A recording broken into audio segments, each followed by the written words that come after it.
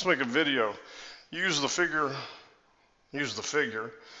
to find the indicated measure. So I'm trying to find the hypotenuse.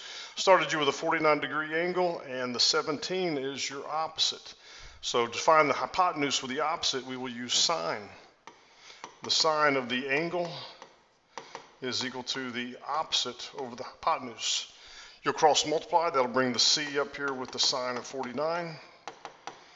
And to get the c by itself, you will divide the sine of 49 away. 17 divided by sine 49, and I know my calculator is in degree mode. 22.5252. Hypotenuse is 26. Have a 62-degree angle, and the A here is the adjacent. Adjacent with the hypotenuse, I'm going to use cosine. Cosine of 62 is equal to the adjacent over the hypotenuse. I'm going to cross multiply the 26 up. Since the letter was on top, we don't have that extra step where we have to divide. 26 cosine 62.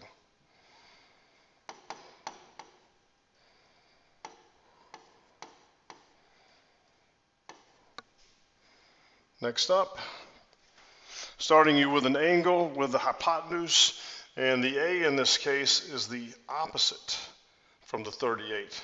That's going to be sine. Sine of the angle, always put an angle here, never put a side there, is equal to the opposite over the hypotenuse. Like it when the letter is on top. I cross multiply that side up to the trig part, type it out.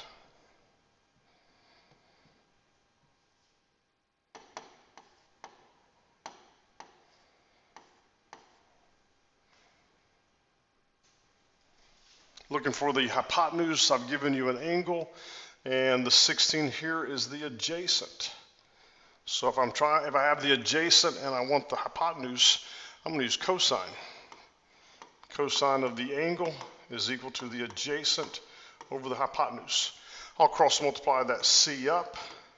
That gives me c cosine is equal to 16, and then I'll divide that cosine to the other side.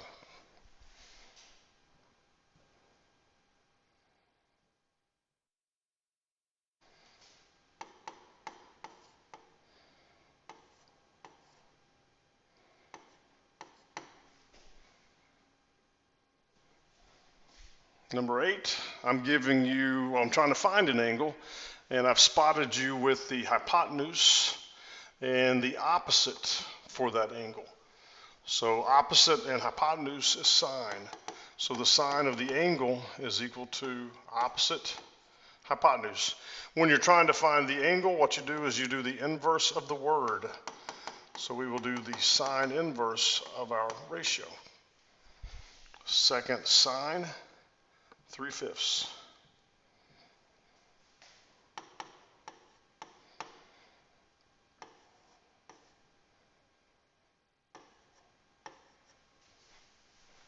Yay.